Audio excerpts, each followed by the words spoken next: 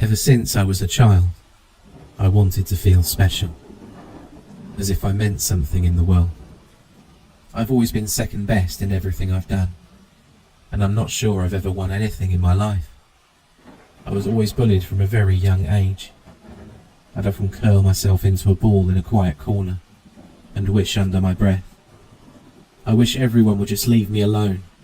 Just leave me alone. Just once. I would have done anything to feel important or unique. Just once. I want you to hear my story. It was a day just like any other day. I'd woken up late, just like always. I scrambled around on my bedside table, hunting for my phone, bleating incessantly at me for attention. It was my alarm. After throwing a dirty red t-shirt and last night's takeaway dinner onto the floor, there it was. It was a struggle to turn the alarm off. My brain was dull and painful after a long night drinking with my work buddies down the pub on the corner of the town's main road. It felt as though every movement, every blink of my eye, every synapse firing in my brain was sending jolts of pain through me. Gazing at the phone's screen in a daze, I could see it was midday. My mind started working, although it felt as though my brain was a dusty old filing cabinet, with half of the records mysteriously lost in a fire. I couldn't remember why I had set an alarm, until I started to recollect a drunken conversation I had with my best work friend, Paul. Paul was the only person I could bear to socialise with on weekends, outside of office hours and the utterly regimented Friday night drinks, to collectively forget about the week that had just gone. We both bonded over our mutual love of classic horror movies. While we differed on exactly which one was the best horror movie is clearly The Shining. Paul's favourite Night of the Living Dead is in the top 5, but not even close. We would often hang out at each other's house on a Saturday night and watch until the early hours. Today would have been no different, except we had spotted something online that we couldn't resist. Horror Fest, an all-day and all-night showing of the greatest horror movies ever created. Get your tickets now at the Gala Cinema on King's Road, starting at 1 p.m. and running until 1 a.m. In our infinite drunken wisdom, we decided that we had to get there early to watch the whole collection. The cinema had been there for years, and we imagined was on the verge of going out of business. The seats were all dusty. The popcorn always had this indescribable stale taste, and the floors were so sticky that if you weren't careful, you would leave one of your shoes behind. At the bigger chains, the worst thing about the cinema is, you guessed it, other people. They just distract you from the screen and annoy you to no end. Despite all the shortcomings of Gala Cinema, it had one strength that couldn't be beaten. It was almost always empty. Come to think of it, that's probably why it's on the brink of closing permanently. But for this one weekend, we could enjoy the classics in the way they're meant to be enjoyed. And best of all, with no one else there. What we didn't count on at the time, as we were about 6 pints of beer deep by then, was that 1 p.m. was a very early start for someone whose head felt like mine did. Regardless, I was looking forward to it, so I quickly jumped in the shower, threw on my worn hoodie and jeans, and headed out of the door. Before the cinema, though, there was just enough time for a good old-fashioned English breakfast to try and clear the hangover. And there were some fried sausages with my name on them. Paul met me in the local Greasy Spoon cafe, and we started eating our plates of grease and fat in zombie-like fashion. However, with each mouthful, we became to feel more and more human. Eventually, it was 12:45 p.m, and we were both ready for some classic horror. Leaving a handful of change on the table, we headed out the door and sauntered down the road towards the tattered yet recognisable cinema sign on the corner. We stepped foot inside the dimly lit foyer and bought our tickets, which came with a free soft drink. Come to think of it, the reasons for the cinema going out of business were now stacking up by the minute. With huge expectant smiles on our faces, we grabbed our full sugar soft drinks. No sugar free for us, and large popcorns, and strode excitedly into the screening room. Although it was difficult to see, as expected, there wasn't another soul in there. Looking around as though we were kings surveying their kingdom, we plumped for the 2 seats in the perfect location. 6 rows back and dead centre. We had this down to a fine art by this point. The first movie was a classic, Alien.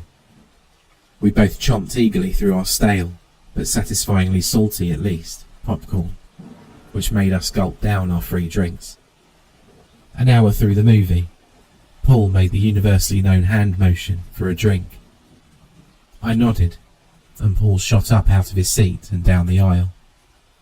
We'd seen this movie so many times that he would probably be able to quote the next line as soon as he came back. After only a minute or two, Paul came back with 2 more large drinks, and this time with some candy. After that point, we remained glued to our seats for the rest of the movie, and even stayed put throughout the start of the next one. We were well set for the rest of the day, and I couldn't wait for the final few movies. They were the absolute best. After 2 large drinks, I was absolutely bursting at the seams and had to visit the bathroom. I glanced over to Paul and returned the universal drink gesture, which was met by a passionate thumbs up. I struggled up to my feet and wandered down the aisle. Looking over at the concessions counter, the attendant looked incredibly bored. He was scrolling through his phone, looking like he wished a hole could appear and swallow him whole. I couldn't take it anymore and swiftly headed into the bathroom. I'd grab the drinks afterwards. After what seemed like an eternity, I relieved myself and walked up to the mirror by the wash basin. The light above the mirror was incredibly dim, and it was difficult to see things very clearly. I used the soap and turned the tap to wash my hands. I still didn't feel 100%, so I leaned in close to the mirror and pulled my eyes down. Bloodshot. It was going to be a long night. As I was thinking this, the light started to flicker intensely, and the worst pain imaginable shot through my entire body. It felt as though a huge needle was being threaded from the top of my head, through my body, and down through my toes. As this intense pain was registering, I remember thinking that this was it. I assumed I was having a massive stroke or something, and that I would soon perish. The light seemed to flicker in unison with the pulses of pain convulsing through me, reaching a crescendo after what seemed like an eternity. I pushed my eyes closed, and suddenly, the pain stopped. I silently stood there for a moment, expecting the agony to take hold again, but it didn't. Silently, I thanked God that it was over, and chalked it up to a cluster headache brought on by a mixture of the previous night's alcohol, the greasy breakfast, and the copious amounts of sugar I had just ingested. I stumbled out of the bathroom holding my head, and I thought that some water would see me right. Walking over to the concession stand, I couldn't see the attendant anymore. I waited for a couple of minutes, but still no sign. I didn't want to miss the end of the movie, even though I'd seen it dozens of times. Assuming that the attendant must have gone around the back to have a smoke, I grabbed a couple of chilled bottles of water from the refrigerator and left a banknote on the counter. Anyway, it was his fault for leaving the place unattended. Grasping one of the bottles in my left hand and rubbing the other on my forehead to cool off, I pushed open the door to the screening room with my foot. Fantastic, I hadn't missed much. The movie was just about to reach its crescendo with the big payoff. The images on the screen were very dark, which made it very difficult to find my way around. I felt my way down towards our seats, 6 rows back and in the middle. No one was there. I double-checked my thinking and retraced my steps. No, This was definitely 6 rows back, and in the middle. The movie was even the same one we were watching when I left. This must be the right room. Putting the bottles down on our seats, I made my way back down the aisle towards the exit. Made a bit easier now that my eyes had adjusted to the light. I hurriedly stepped into the bathroom that I had not long left. Maybe somehow Paul had needed the bathroom too and missed me. I'm not sure how that would happen though, as it was right next door. I glanced around the dim bathroom and couldn't see any sign of Paul. I even called out to him and knocked gently upon each of the stall doors. None of them were occupied and swung open to reveal their emptiness with the smallest push. Trying to make sense of this, I reasoned that he must have nipped out of the cinema for some reason and would be back soon. I stepped out of the bathroom and glanced at the concession stand. My banknote still sat unmoved upon the counter. Strange. Not wanting to miss the end of the movie, I went back into the screening room and settled into my seat. Next to the now vacated seat, where a solitary bottle of water now stood. I'll be back in no time, I thought. The movie ended the way it always did. I scanned around the room. Still no sign of him. After waiting for a few minutes, the next movie was about to begin. Thinking he would be back soon, I tried to get comfortable and take my mind off of things with a new movie in the marathon. I felt as though I was in a trance. My mind was running at 1,000,000 miles an hour. I didn't even think to take a drink. My water was still untouched, although by now it was almost room temperature. I take a quick glance at my phone, and somehow it was now about an hour later.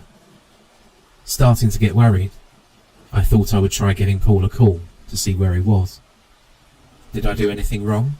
Did I annoy him in any way? I left the room again, to the sound of blood-curdling screams and shrill strings from the movie on screen. I jogged towards the exit of the cinema, past the deserted bathroom, and also what I didn't register at the time, the empty concession stand with the untouched banknote. Pushing open the cinema doors with gusto, I stepped out onto the pavement so that I could get signal. Staring down at my phone, I checked for any messages that he might have sent me. Nothing. I wrote a very short message to Paul and swiftly pressed send. It may have been something along the lines of WTF. After a short while, the message didn't go through. Peculiar. Starting to panic now, I found his contact in the phone and called. I held the phone up to my ear and waited for it to ring. Straight to voicemail. However, as I lifted my head to listen to the phone call, I noticed something unbelievably strange. Looking down the straight main road leading down from the cinema, it looked as though time had stood still.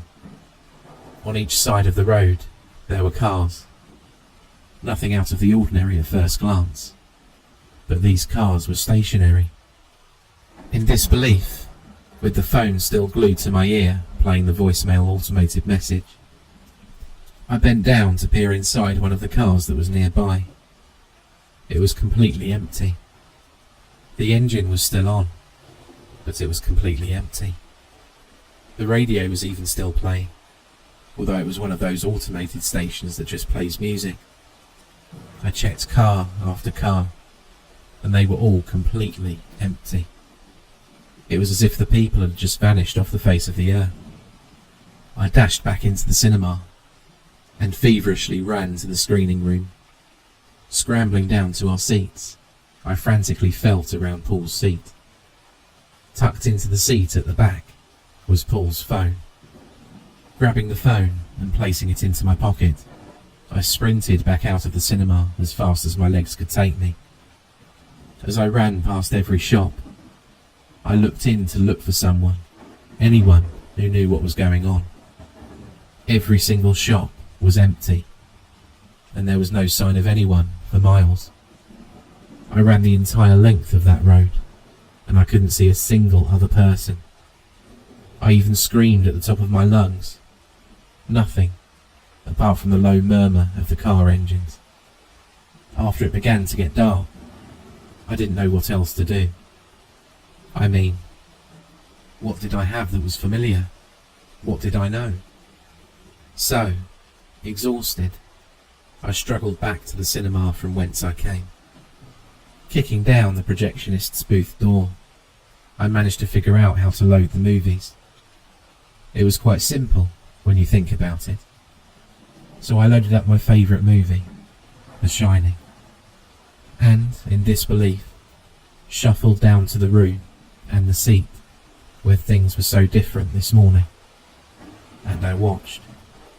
For those 2 hours, I could suppress the gnawing, horrifying thoughts piercing my brain. These people were here. They might be on the screen, but if I took the part of one of the characters and spoke their lines, it would feel as though the other characters were talking to me. I knew the movie so well that this was second nature. The first time, I would play the role of the lead actor. The second, the lead actress. But by the 5th, the 10th time, I tried to mix it up with some of the minor characters. But it would get lonely, only having people talk to you for a few lines. Every time the movie finished, I would go back up to the projectionist booth and reload it. I actually became quite good at it. I've moved on from that movie now, and with every new one, it feels as though new people are talking to me. I've even tried a few movies I've never seen before. I've lost count of the days now, but the banknote is still on the concession counter. It seems as though I've gotten my wish from all those years ago. Everyone's left me alone, and now I'm all by myself. I'm special now, for I may well be the last human on the earth. If anyone finds this note, you can find me at the old cinema on King's Road. I'd love to be able to talk to another person again. Just once. Just once.